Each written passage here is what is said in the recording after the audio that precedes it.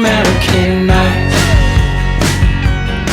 We snuck our forts to the shore. Oh, what is going on, everybody in Oklahoma and the surrounding states? It is your boy Wilson Joplin here with the one and only Colin O'Grady. And Colin, it's been quite a bit since quite a minute since we've last been on here, bro. How have you been? Been pretty good. OU football has definitely been depressing me. So that sure doesn't make the cold months any easier when your football team sucks. Yeah. So, that aside, everything's been going pretty good. How about yourself? And aside from just seasonal depression, which is 100% a real thing, can't complain. I've been doing pretty good. Uh, Semester's almost over, bro. We get like a month off. Me personally, I'm sure everybody's like, yes, like 30 days, let's go. No, I'm ready to get this shit done. I'm ready to get my spring out the way, graduate, and get out of here. But That's no, why you bro. graduate in December. That was my key intention off the jump, but my advisor, God bless her soul, sweet woman, but she doesn't know what she's doing. That sucks. Yeah, it's no good. Look, It's no good. graduating early is a scam anyways, because you graduate and then you don't know what you're gonna do. And you don't have a routine, you gotta figure something out. So, Listen, we could, if we wanted to, we could get into the whole college is a scam type deal. oh, If we had the time, 100%, definitely could back up some strong opinions towards that topic. But unfortunately, this is just a typically a football show. So we're not gonna really get into it on this one. right. Yeah, let's just keep it to football maybe. Maybe Yeah. that's So maybe that's just, better. but Debbie, I know you're gonna watch this tomorrow. Just know I believe that college is a scam. She wants me to graduate so bad, which obviously I'm gonna graduate, but she was real crucial on and repetitive about getting your degree first and then finding a job, which I'm not saying it's the wrong thing to do. It seems like it's the principle, the very basic thing to do, but I don't agree with it, Deborah. Anyways, Yeah, I feel like college is more for your doctors and your lawyers and 100%. your engineers and things like that. But for your 100%. average Joe like you and me, it's And, and nowadays it's so freaking easy to cheat. I don't even know if I'd want to trust these doctors and lawyers within 10 years. well, I think that's a little different than just your undergrad, but no, I get where you're coming from for sure. Uh, and it's crazy too how easy it is, and guys still like I know guys on the baseball team would be ineligible. I was just like, how are you not making good You, enough you just grades to have to play? put in, you don't even have to give 75%. Just show up. That's the main thing is show up Yeah, and just pay attention just a little bit. I mean, it's all you have to, believe me, these professors, they're not trying to fail you. More than likely, they don't want to see your dumb ass again in that class. So they're on the same wavelength that you are. Just show up to class. But that also leads to a discipline thing as a person. And we could get into that another day. Man, there's so much stuff that, I just be thinking all the time. I'm like, man, I want to get on a platform to say this. It may just start being this podcast, Fine. I may just start going on rants. maybe so. I mean, that would probably be more interesting to talk about than OU football at this point. Honestly, I honestly. mean, uh, well, it's been what? Well, we had the bye week, so it's been 2 weeks since the Missouri game. Mhm. And honestly, it's just like I've pushed it so far out of my mind that I hadn't even given it one thought until probably 15 minutes ago when you said you were ready to film. And it's just, I mean, we had that game won. We're up. What was the score? 23-16 with like, or what was the score? It was 23, right? Or was it? Yeah, Yeah, yeah. No, it 20. was 23 to I yeah, want. 16, Yeah, with 16. with Ended up 2 minutes to go, 2 minutes to yeah. go in the game, and we lose. See, worst case scenario, that game should have gone to overtime. Hmm. We should have been, they went down and scored. They tied it up. Worst case scenario, we don't score. The game goes into overtime. But instead, everyone's favorite QB1, Jackson Arnold, fumbles. They take it to the house and win the game. Just the absolute perfect way to end that game, just to sum up how the season's gone. 100%. And it was, I don't know. I think I may have texted you right after it happened, but I was everybody, I had quite a few people over whenever that game was final, and everybody was like, "Oh my God." I was laughing because like not that I could see it happening, but it's just like we would in that possession, the very last possession, in my head, it's just like all we have to do is just take care of the ball. Like I'm okay if this goes to overtime. And uh and you just can't make it up. And then on top of that, I mean, Missouri's backup played a pretty good game, I guess, and maybe our defense isn't as good as we make them out to be. But that ball he threw to Theo Weiss, it was a good ball. I mean, I'm not going to take anything away from that. It was a really good ball. I think I noticed in that it pissed me off. Our DB guarding him was like 5'9", something like that. Like I'm not a defensive back coach, so I don't know what to look for when you're looking at kids when you're scouting. But if that kid's a little bit taller, I think he makes that stop. And that completely, obviously, it's fourth. I don't even know if it was fourth down, but that completely changes the game. We win. We're bowl eligible, and it sucks. It sucks. Yeah, that was Eli Bowen there in coverage, and Was it Eli? Okay, in his well, defense, he's been having a really good season, he but has. he is absolutely undersized, and it showed there. And that's one of the few times that's happened to him this year. Obviously, it couldn't have happened at a worse time for him because it was a very critical moment in the game. Especially, you don't want to give up a touchdown to a guy that used to go to your school too.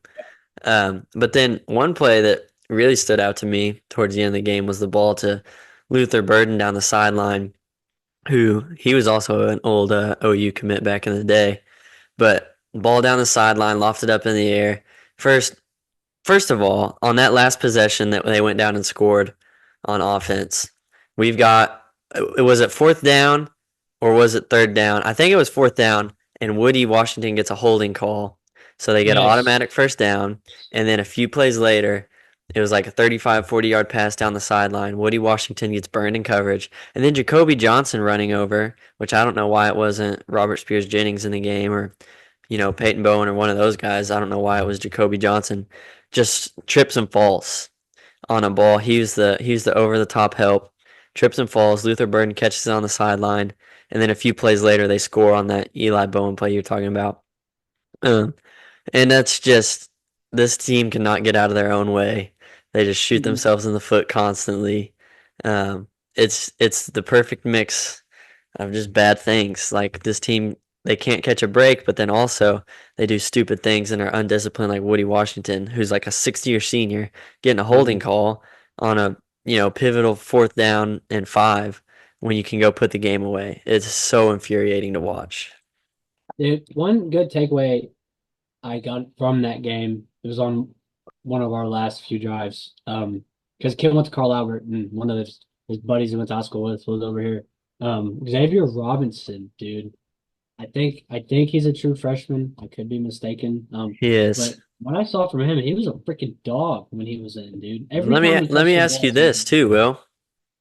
We talked about Taylor Tatum in early in the season why he didn't get to play. And then we found out, he's not very good in pass block. He fumbles the ball a lot.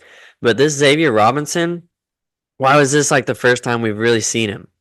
Like, can you uh, answer that for me? no, and that was the same thing. Like, why did we see Jacob Jordan so far into the season? Like, Hmm. I mean, especially with the injuries and stuff, and especially in the halfback room, none of those guys are just insanely impressive. Um, so to be honest, I didn't even know he was on the roster for so long. Just because I was so focused on our other main three. But no, I really liked what I saw from him. I really hope he doesn't leave because I think if he stays, I mean, obviously I don't know how the transfer portal is going to work out with all these guys, but he has a good chance of being our main guy. And from what I saw 2 weeks ago, I don't have a problem with that. Yeah, well, you would have to think that running back, really any offensive job, um, is up for grabs at this point, Oh, as far 100%. as starters go. So, yeah, I hope he sticks around. He's an Oklahoma kid, so that sure helps too. Hmm. Um, and I think for some of those kids too, it just means a little bit more growing up in Oklahoma and then getting to wear Sooners across your chest. Uh, and I think you kind of saw that with a guy like Xavier Robinson. But no, that was another thing that frustrates me too is why did we stop giving him the ball in that game? you know, he's popping off, playing well, and then we run a jet sweep to Bauer Sharp or, Mm. just stupid crap, man. That's one guy I pray that I do not see in an OU uniform next year. Yeah, I can't remember a tight end room being this bad. And this is back to back years when the tight end room has been really bad.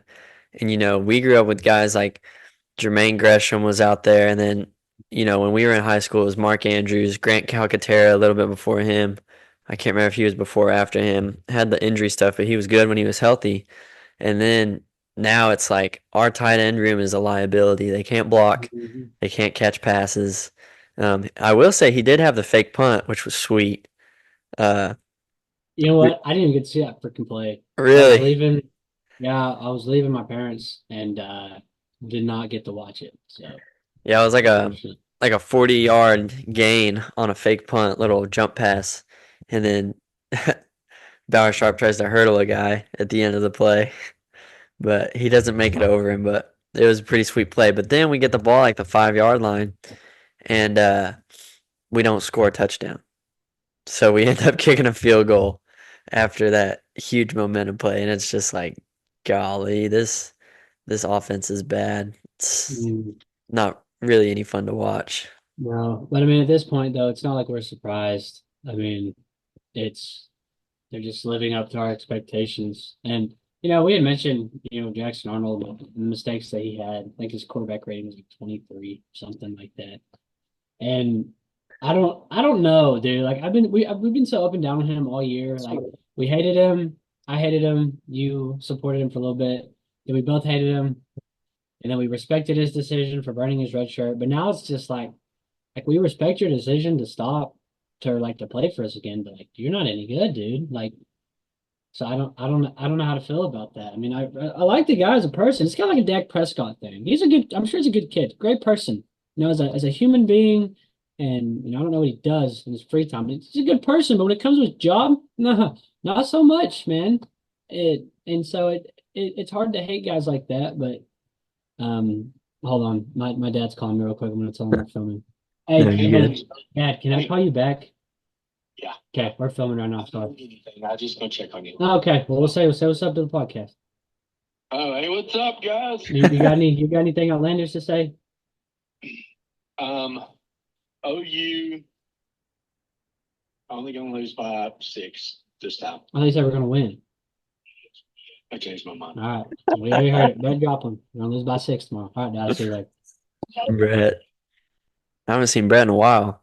No, man, he's getting old. I think he turned 50.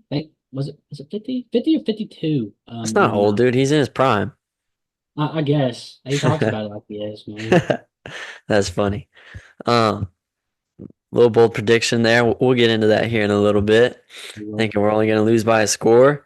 But back to the Jackson Arnold thing. It's I will say I don't think any quarterback would succeed behind this offensive line. Um, as bad as they are. But Somebody's here. uh, Sorry. no, you good. But with that being said, he is also a 5-star guy and was like, very highly recruited out of high school, a lot of national attention. And he just hasn't. I don't know. It's so hard to criticize him too much, but also you really haven't had him show you anything like special or No. anything like that. He looks scared most of the time he's out there.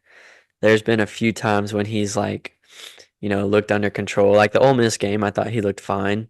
Hmm. But then the Missouri game, it's kind of back to the same thing where you're just like not impressed with this guy at all.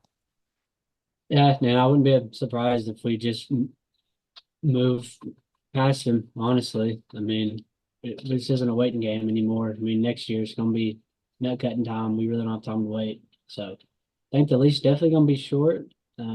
Curious to see how he finishes the season. I think he definitely has time to turn around. I mean, if he has two good games against Alabama and LSU, shit, we're having a different conversation in 2 weeks.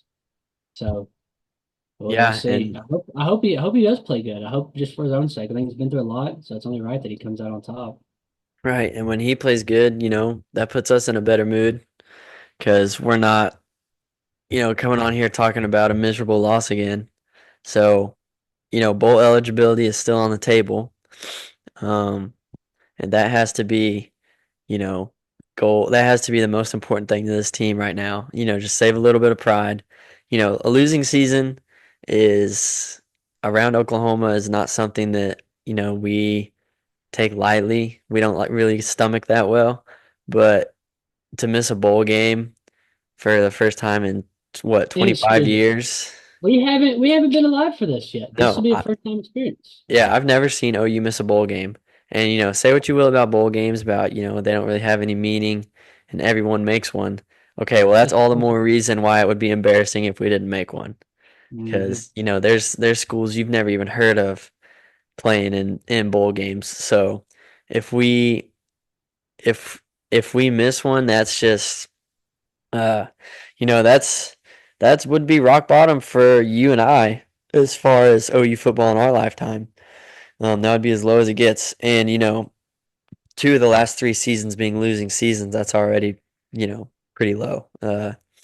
We've I just want definitely to go on never. record that Debbie did state that this was worked in the John Blake era.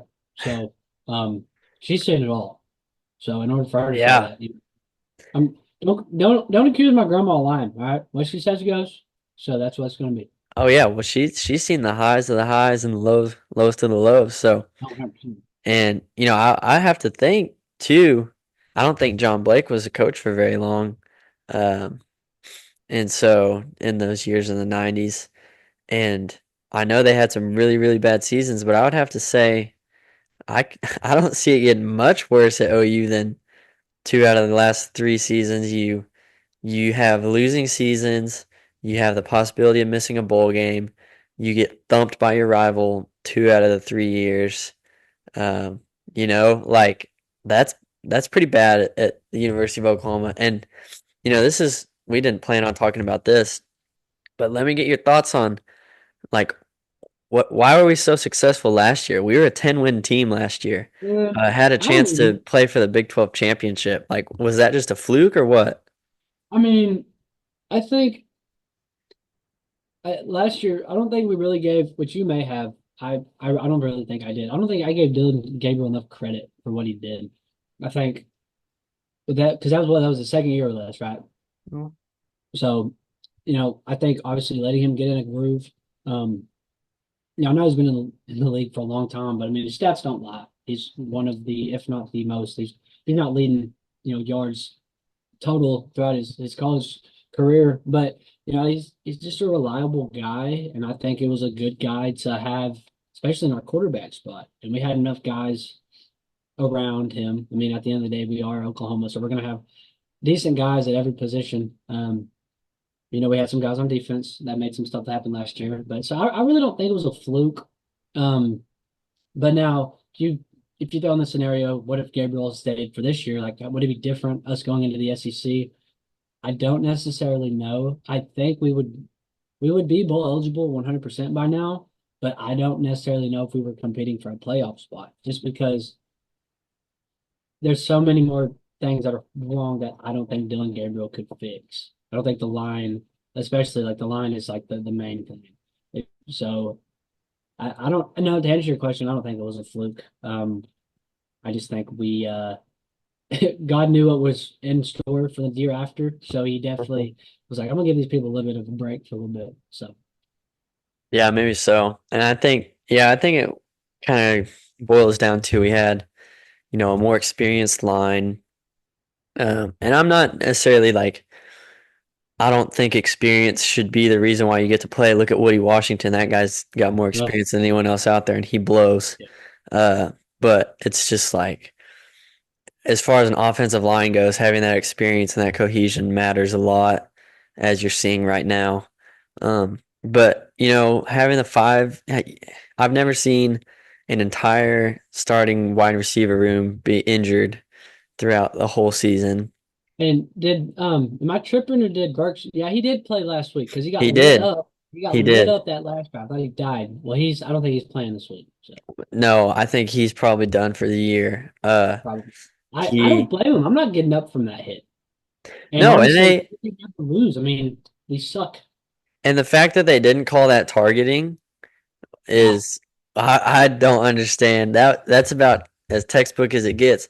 And to feel what terrible luck, dude, for that guy because he transfers here. He's a top ESPN top 100 player.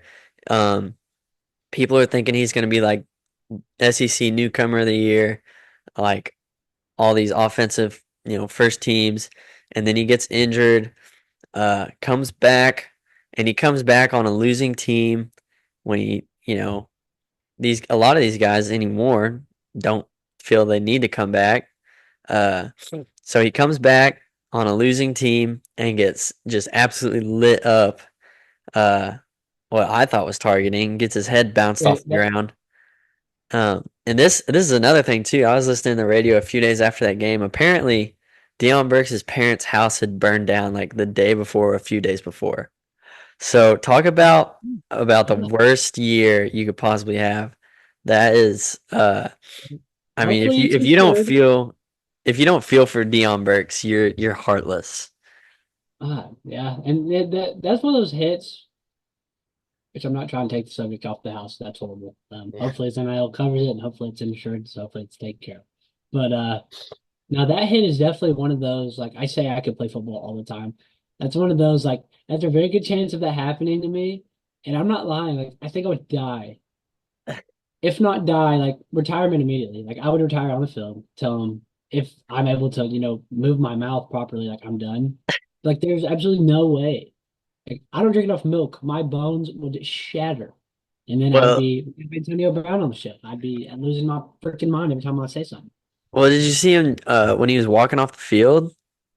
I don't know if you're able to watch that part, but they show him like walking off he's on the sideline, I think, walking to the tunnel, and he's like looks like he's drunk, like stumbling around and like which I can't say I blame him if I got my bell rung like that too.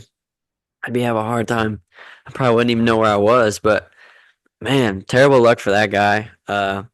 You know, if he's out for the rest of the season, I can't say that I blame him with all he's had to go through this year. But just so much bad luck surrounding this team. And one thing too, I don't think we talk about enough and you talked about the defense and how they haven't been playing as well, which I think they've still been playing pretty good. I heard a thing, I think in BV's coach's show, he said that OU's defense has defended more possessions than anyone in the country. Yeah, that is true. Which, I agree with that. if that if that's the case for your defense, they're obviously going to get worn down. They're not going to play as well late in the year. But Kendall Dolby going down has been a huge blow for us. That guy was having a monster season, has the freak ankle thing happen, which was just disgusting, terrible. But him going down has been a huge loss for us. And I think that's something we haven't really talked about very much as far as the defense goes. No, for sure. Definitely been unfortunate, but yeah, I guess I could be too hard on them, especially for how bad we have been on defense. I mean, it's night and day. But at some point it's just like we go over the same stuff because the game ends up the same every time. Seems like the same problems are consistent. So it's like at this point we're kind of beating a dead horse. Um, we'll just pray for an interesting 2 weeks, and I don't even hope we win. I mean, yes, I want to be bowl eligible, but I just want to see them compete. Like they have absolutely nothing to lose. Last 2 games of the season. Only thing they can do is, as far as I think LSU's, I don't know. I think they may be out of the race. I don't know if Alabama is or not. But knock some people out of the playoff race for sure. So Yeah, they could but play season spoiler. for Um, sure. I think you nailed it when you said they've got nothing to lose.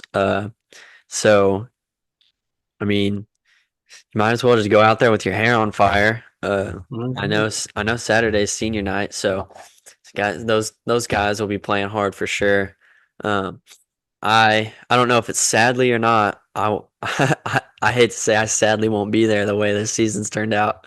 But I'm not gonna be at this game. So watch, this will be the game they pull off some crazy upset, and I'm not there to watch it.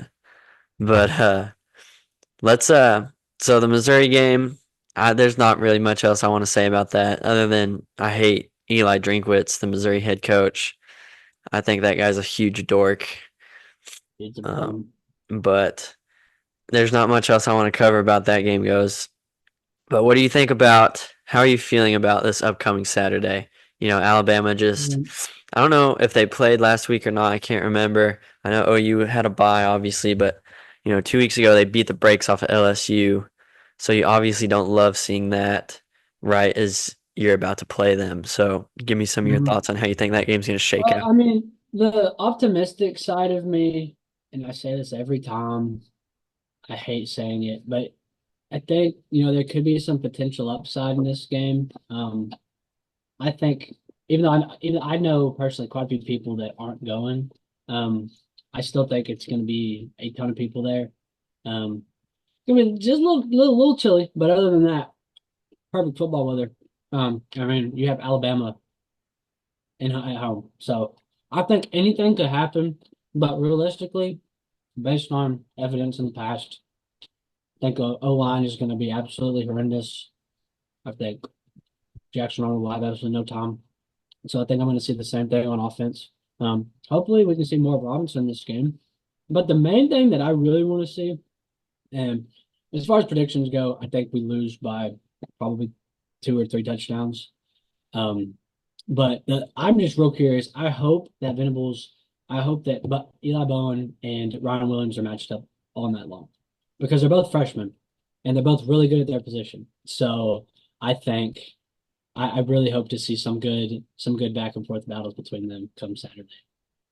Oh yeah, that's an interesting matchup that you bring up, and I hadn't even thought of that.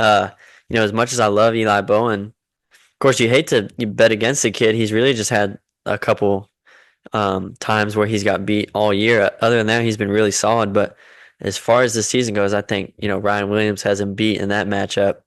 Just So that guy is impressive. His tape he's is generational, bro. no, he's something else. He'll be obviously that's going to be a point of emphasis for this defense and their game plan going forward. Mhm. Trying to keep the ball out of his hands because he does make plays, and his tape in that Georgia game uh, was impressive. He's just making guys look like boys out there. But no, Mhm. that'll be interesting to see how that plays out and how we defend him, and who's going to be the primary responsibility for him all night. Mhm. And I'm curious, do you think we contain Jalen Milroe pretty well? I think so. We haven't played a whole lot of mobile quarterbacks Hmm. all year. I think Nico from Tennessee is supposed to be kind of mobile, and then obviously Jackson Dart's a good runner. And I felt like we defended those guys well, especially Nico. We should have won that Tennessee game, in my opinion. We're three really bad turnovers away. Uh, but I I still have faith in this defense, and especially I know it's different with a quarterback, but the rush defense has been really, really good all year long. So I think they keep him contained. He is a hoss though. He's like what 6'4", 6'5", like Big 225. dude, really big guy. Yeah, he's built like a linebacker and plays quarterback. So it's not going to be an easy task, obviously. But I mean, when you got big 2'8" out there, that helps a lot. And he's been having a really good season. I saw a thing where he's like, it's actually funny that I saw this because it popped up. It was like liked by Wilson Boyd, and it was the OU football post talking about Danny Stutzman being like in the top 10 for career tackles at OU. So I Yeah, thought he's that was very funny that you explosive liked too. that post. I mean, you can't lie with stats.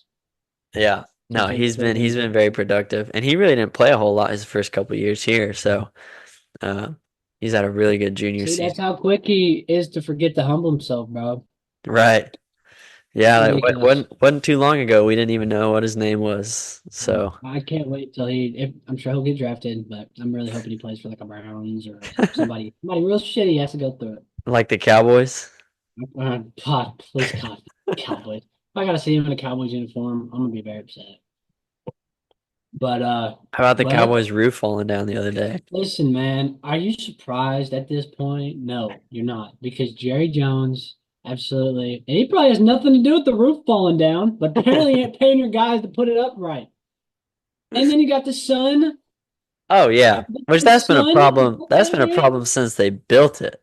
But do you know how specific that has to be? Like you have got to dramatically mess up your design when you are building this stadium. And I Yeah, don't well, care if you're doing it for opponents to have trouble. You have to think your own team's going to struggle with it too, stupid. yeah, well, I'm pretty sure most football stadiums from high school to college to NFL face north to south. Like when you go to OU games, you hear Yeah. people talking about, "Oh, my seats are in the south end zone. My seats are in the north end zone."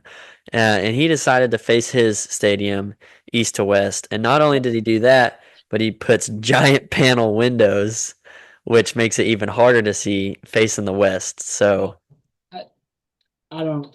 And I'm sure the conversation of how whenever they designed that, it was his people with him. They're like, Jerry, this is a horrible idea. And he's like, no, it's not. I know what I'm doing. This is I mean, amazing. it looks cool from the Oh, outside. I mean, I don't. I can't stand that. I hate him just as much as I hate Danny Stutzman. But But well, we got about 4 minutes left. I really need to study now, so we'll probably wrap it up in one video. But do you want to kind of go over top 10 teams real quick? Do you have a favorite out of the 10? I mean, I feel like this is the first year there's really not an outlier. There's not I somebody that's know. just like dramatically better. Well, what makes it frustrating for me is this would be a really, really fun season to be a college football fan, in my opinion, just because you don't have that one dominant team. There's so much parity. But of course, this is the one year that OU just absolutely sucks. And so it's not that I don't care about, the rest of the landscape. It's just you're not going to be as invested if your team, 100%. I mean, you Yeah. know where I'm coming from. But obviously, Oregon's still the only undefeated team left. Miami dropping one to, what was it, Georgia Tech a couple weeks ago? Indiana's undefeated, Is Indiana still undefeated? but they Yeah. played Dick Peter. So It's just hard. Georgia lost again, didn't they? To who they lose to? Or they almost lost. I can't remember. they have two It losses. They've lost to was two. Texas and Ole Miss. They got beat Ole pretty bad Miss, by. that's who it was. Yeah. So that's what I'm saying. It's like because you and I, when Biggin was on here, me and Biggin picked Georgia, and then they go and lose another one. So now they're a two-loss team. Um, I don't know, man. It's so Army's still undefeated. I mean, Yeah. as much weight as you want to give that, I don't know. They play Notre Dame this week, so we'll see how that shakes out. But Oregon, Ohio State, Penn State. Um, all either undefeated or one-loss teams, which is funny because everyone talks about the SEC being this big powerhouse, and all those three teams are Big Ten teams. I Um, think I think the I think whoever comes out on top of the Big Ten is going to win the whole thing. and they might honestly. The Big Ten's been impressive this year. Um, so that would be back-to-back years for the Big Ten. With how dominant Georgia, or not Georgia, but Michigan was last year. But I don't know. Um, I'd say Indiana's a team to watch, especially with it being 12 teams. I just don't know if they've got what it takes to make a, Mhm. a super deep run. But what do I know? My team that I This root for isn't. is gonna miss a bowl game. So Yeah, that's what's so tough about this expanding is like you want to kind of think of it as kind of like March Madness, right. but football and basketball are not the same when it comes to Hmm. upsets. There's a lot more physicality that comes into play and Exactly. strategy. So like somebody can't just get hot and beat Right. you. Right. It's like no, you're absolutely right. You still got to line up. It's like watching an Indiana line up against an Alabama or a Georgia. It's like it's not the same as like you said in basketball, just getting hot. There's still you know you got to move guys, a lot of physicality. So football is different in that aspect. But, I think a lot of people, because I've done the same thing, I've kind of gotten to this habit of thinking it like March Madness. Obviously, it's not to the same scale as March Madness because it's only 12 teams, but you're like, oh, once they get in the playoff, maybe they can make a little run. Like, you never know what can happen. But we just don't know because we've never seen it. Like, Mhm. this is the first year college football's done that. So I think that's another reason why it's hard to make a pick. I think it's going to be like the NFL. The healthiest team by the end of the year is going to have the best chance to win a national championship. So um, clearly, that is not Oklahoma because they are probably the most unhealthy team in the history of college football. But Give me your definitive. I kind of just said a lot of words right there to not really say anything at all. So I give mean, me, who do you think? I'll be quick with it. Like I said, to back up my statement, any team out of the Big Ten. But I like Oregon. I mean, I like Ohio State as well. And then Indiana's just fun to watch. I like their coach a lot. Dude knows how to win. He's not allowed. But one thing that I do want to see, this really has nothing to do with winning it because I don't think they're going to win it, but I want to see Boise State make it just so I can see Genty against top tier defenders because I think this is leading to the next thing, even though we're running out of time. I think he's going to win the Heisman. I think he should win the Heisman. I think he Henry's should great, too. but at the end of the day, it's not about how many snaps you play. It's about the stats that you put up when you're in the game. Genty hasn't been on that. So that's all I got. I agree. I think he should win the Heisman as well. Well, that's all I have, Will. If you want to wrap this up for us. Man, it is always a pleasure to get out here and talk. We're